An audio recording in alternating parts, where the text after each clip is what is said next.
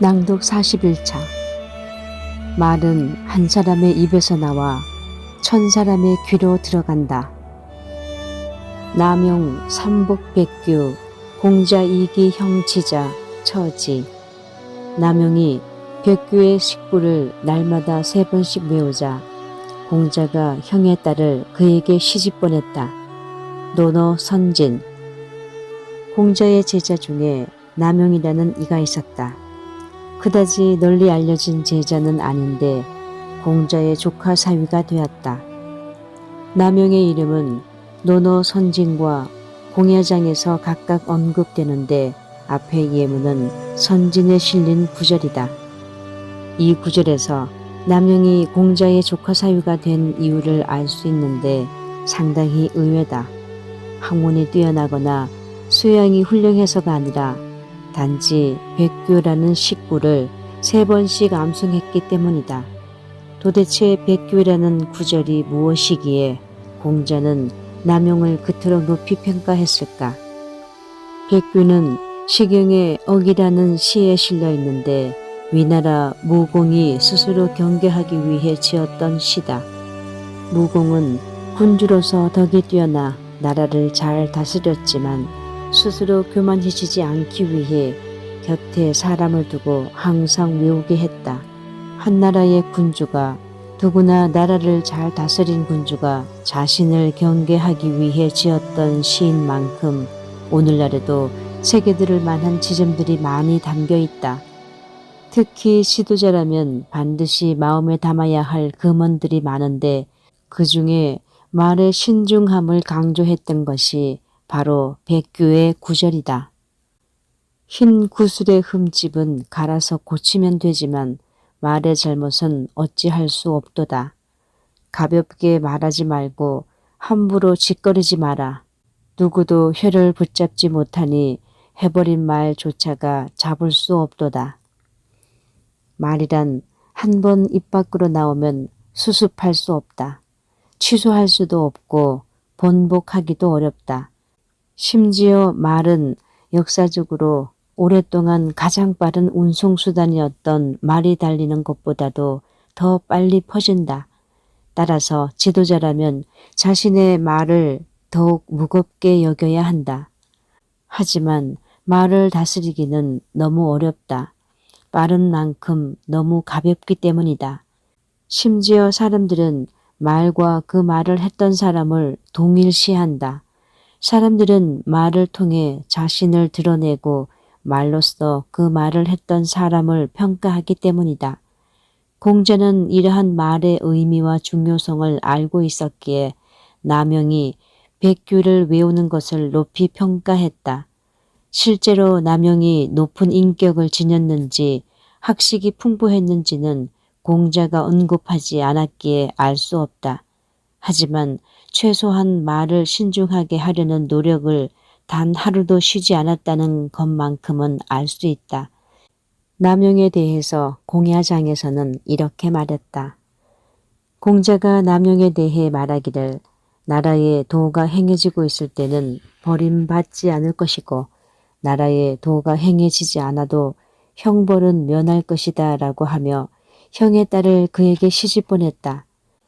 나라에 도가 행해지든 않든 남용이 큰 해를 입지 않을 거라고 판단했던 데에는 여러 가지 이유가 있다. 앞서 선진에서 공자가 말했던 것으로 미루어 말을 조심하는 것도 그 이유 가운데 하나일 것이다. 말을 신중하게 하는 사람은 나라가 안정되어 있을 때나 혼란스러울 때나 어떤 상황에서도 자신을 지킬 수 있다. 허물이 부끄러운 게 아니라 허물을 고칠 줄 모르는 게 부끄럽다.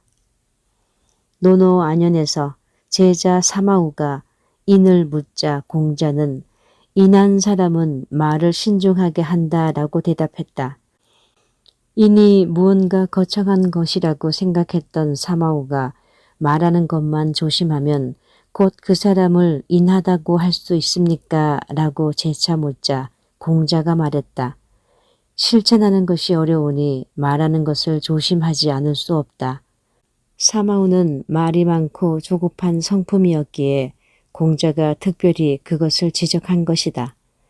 공자의 핵심 철학이자 이상적인 사람의 조건인 인을 이루기 위해서는 반드시 말의 능력을 바탕으로 삼아야 했다. 말을 신중하게 한다고 해서 반드시 훌륭한 사람이 되는 것은 아니다. 하지만 훌륭한 사람은 반드시 말을 신중하게 한다. 그만큼 말의 무게를 무겁게 여기기에 그가 하는 말에는 권위가 있다. 한마디 말이 사람의 생명을 살릴 수도 무너뜨릴 수도 있다는 것을 알기에 더욱 그렇다. 하지만 평범한 사람들은 물론 자기 수양에서 높은 경지에 오른 사람이라고 해도 말과 행동에서 어떠한 허물도 없다고 장담할 수는 없을 것이다. 단지 자신의 잘못을 깨닫고 그것을 고쳐나가는 노력이 있다면 충분하다. 앞의 예문에서 공자가 제자 남용을 인정했던 이유가 바로 여기에 있다. 남용이 자신의 부족함을 깨닫고 그것을 고치기 위해 하루에 3번씩 자신을 돌아본 것을 높이 평가했던 것이다. 다산도 허물을 없애기보다 허물을 고치는 것을 더 중요하다고 여겨 도산사송록에서 이렇게 말했다. 예로부터 성현이 다 허물을 고치는 것을 소중히 여겼고 혹 도리어 애초에 허물이 없는 것보다 낫다고까지 했으니 무슨 까닭인가. 대개 사람의 정서는 매양 잘못된 곳에 대해서는 부끄러움이 성냄으로 바뀐다. 그래서 처음에는 꾸미려고 하고 나중에는 괴격, 어그러져서 동떨어지게 되니 허물을 고치는 것이 허물이 없는 곳보다 어려운 까닭이다. 잘못한 사람이 도리어 화를 내는 모습은 주변에서 흔하게 볼 수 있다. 어쩌면 내가 모르는 나 자신의 모습일지도 모른다. 우리는 사람이라면 있을 수밖에 없는 허물을 부끄러워할 일이 아니라 허물을 제대로 들여다볼 줄 모르는 교만을 부끄러워해야 한다. 허물을 알고서도 고치지 않는 잘못된 자존심, 분으로 반성을 덧칠하려는 비겁함, 마음을 상해서 관계를 끊어버리는 무책임함이 마음속 깊이 감추어둔 진짜 부끄러워해야 할 모습일 것이다. 이런 모습은 말에 있어서 더욱 절실하다.